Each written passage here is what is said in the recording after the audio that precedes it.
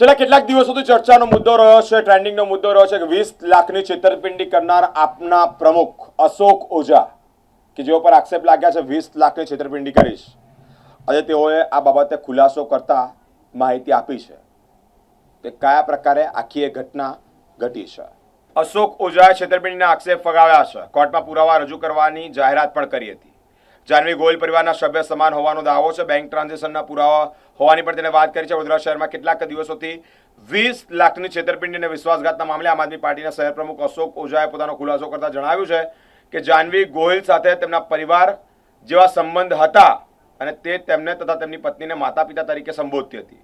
અશોક ઓઝાએ જણાવ્યું છે કે જાનવી ગોયલ દ્વારા કરવામાં આવેલા તમામ આક્ષેપો ગેરવ્યાજબી અને તથ્ય વિહોણા છે. તેમણે દાવો કર્યો છે કે જાનવી ગોયલ પાસે થયેલા નાણાકીય વ્યવહારોના બેંક ટ્રાન્ઝેક્શનના પુરાવા ઉપલબ્ધ છે, જેમાં યસ બેંક અને બેંક ઓફ બરોડાના ખાતાઓ મારફતે અંદાજે 14.78 લાખના વ્યવહારો થયાના દસ્તાવેજો હોવાનું પણ સામે આવ્યું છે. આ ઉપરાંત અશોક ઓઝાએ જાનવી ગોયલ સામે ગંભીર આક્ષેપ કરતા જણાવ્યું છે કે જે તે મકાનમાં રહેતી હતી ત્યાં ગેરકાયદેસર પ્રવૃત્તિઓ ચાલતી હતી અને જરૂર પડે તો તેઓ કોર્ટ સમક્ષ સંબંધિત પુરાવા પણ રજૂ કરશે. અને તેમણે જણાવ્યું છે સમગ્ર મામલે ગુજરાત પ્રદેશ સંગઠનને અગાઉથી જાણ કરવામાં આવી હતી. સ્થાનિક સ્વરાજ્યની ચૂંટણીમાં કામગીરીમાં વ્યસ્ત હોવાને કારણે આ મુદ્દાઓ તરફ સમયસર ધ્યાન આપી શકાયું નથી તેવું પણ તેઓ સ્વીકાર્યું છે. તેમણે દાવો પણ કર્યો છે કે તેમની સોસાયટીના રહેવાસીઓ પણ તેમની સાથે છે અને સત્ય બહાર આવશે. અશોક ઓઝાએ સ્પષ્ટ કર્યું કે આ મામલે કાયદેસરની કાર્યવાહી હાથ ધરાશે અને કોર્ટમાં પણ પોતાના દાવાઓ પુરાવા સાથે સાબિત કરશે. આમાં હકીકત એવી છે કે આ જે બેન છે એ આજથી 4-1 વર્ષ પહેલાં મારા અને મારા ફેમિલીના ટચમાં આવ્યા. અમારા એક ફેમિલી જેવા સંબંધો હતા, ઘરમાં રહેવું, અમને મા બાપ કહેવા, જ્યારે કે મારી પત્ની એના કરતાં 3 મહિના નાની છે. તેમ છતાં એને મમ્મી કહીને બોલાવી. ઇમોશનલી અમારા ઘરમાં એક પારિવારિક રીતે રહેવું. આખો દિવસ એમને જે મકાન ભાડે જોઈતું હતું અમે અપાવ્યું, તેના બી કોઈ પૈસા ભાડા કે આ તે એમણે નથી આપ્યા, એ અમે અમારી પાસેથી આપ્યા. ધીમે ધીમે અમારા પરિવાર સાથે એટેચમાં આવતા ગયા. અમારી છોકરી, છોકરો, વાઈફ, હું પણ જાતે. લગભગ 4-1 વર્ષથી આ સંબંધો સારા ચાલતા હતા. તારીખ 15 જાન્યુઆરી 2025ના રોજ આ બેન જમ્મુમાં હતા. ત્યાંથી મારી પાસે ફોન આવ્યો કે હું મારી ફેમિલી સાથે, મારી બહેનપણીઓ સાથે અહીંયા ફરવા આવી છું અને અહીંયા અમારી વચ્ચે કોઈ તકરાર થઈ છે, તમે તાત્કાલિક ધોરણે મને લેવા આવો. મારી ફેમિલીને જાણ કરી, ઇવન એમની મમ્મીને બી જાણ કરી છે. એ બેનના મમ્મીને બી જાણ કરી કે આવું આવું થયું છે અને મને ત્યાં બોલાવે છે અને હું અહીંથી ફ્લાઇટની ટિકિટ કરાવી. 16મી જાન્યુઆરી 2025ના રોજ જમ્મુ ગયો. ત્યાંથી રિટર્નમાં અમારી ટિકિટ 18મી જાન્યુઆરી 2025ના રોજ પરત આવવાની. એ 3 દિવસ અમે સાથે રહ્યા અને એ દરમિયાન અમારા શારીરિક સંબંધો પણ બંધાયા. એમ કરતાં કરતાં ધીમે ધીમે મારી લાઈફ, મારા ઘરમાં ઇન્ટરફિયર કરી અને અમારી સાથે અમારી ફેમિલીમાં રહેવા લાગ્યા. એમનું મકાન જ્યારે ભાડવાતે ખાલી કરાવ્યું તો મારી વાઈફના કહેવાથી જ્યારે અમારા ઘરે આવીને રોવા લાગ્યા કે હવે હું ક્યાં જઈશ, મારું કોઈ નથી, મારા બાળકનું કોઈ નથી. મારી વાઈફના કહેવાથી એણે પોતાનું મકાન, મારી વાઈફે પોતાનું મકાન એને રહેવા માટે વગર ભાડે, કોઈ પણ જાતની ડિપોઝિટ, કોઈ કરાર નહીં, એમને રહેવા માટે આપ્યું. એના છોકરાને 8 વર્ષનો થયો ત્યાં સુધી કોઈ પણ સ્કૂલમાં એડમિશન નહોતું મળતું. કારણ પૂછવાથી એમણે એવું બતાવેલું કે મારા પુત્રનો જન્મ ઘરમાં થયેલો અને એનો દાખલો નથી એટલે એને સ્કૂલમાં કોઈ એડમિશન આપતું નથી.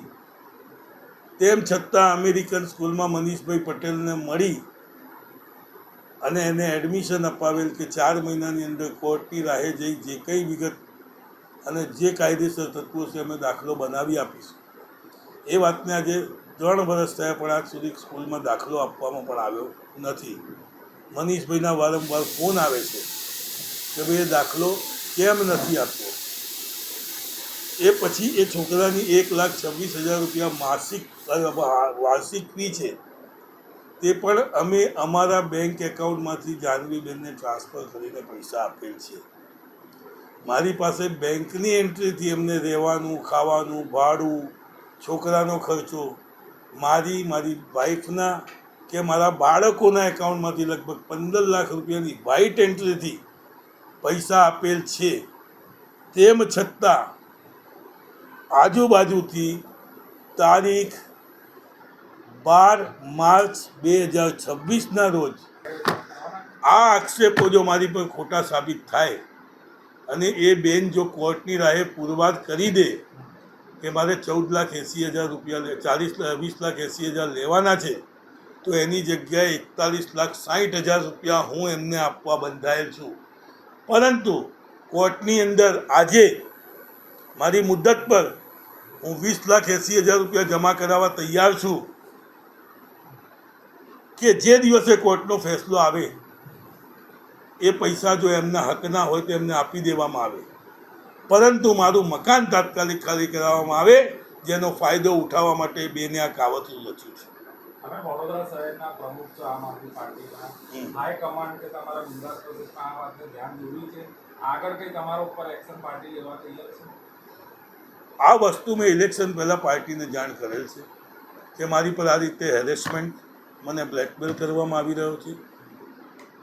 પાર્ટી દરેક હકીકત મેં પાર્ટીને જણાવેલ છે અને એ જ કારણ હતા કે પાર્ટીને નુકસાન ન થાય, મારી પર આ રીતે છાંટા ઉડાડી અને પાર્ટીને નુકસાન ન થાય, એટલે મેં ઇલેક્શન પહેલાં કમિશનર ઓફિસમાં કમિશનર સાહેબને રૂબરૂમાં મળી અને આ દરેક વસ્તુની જાણ કરેલ છે.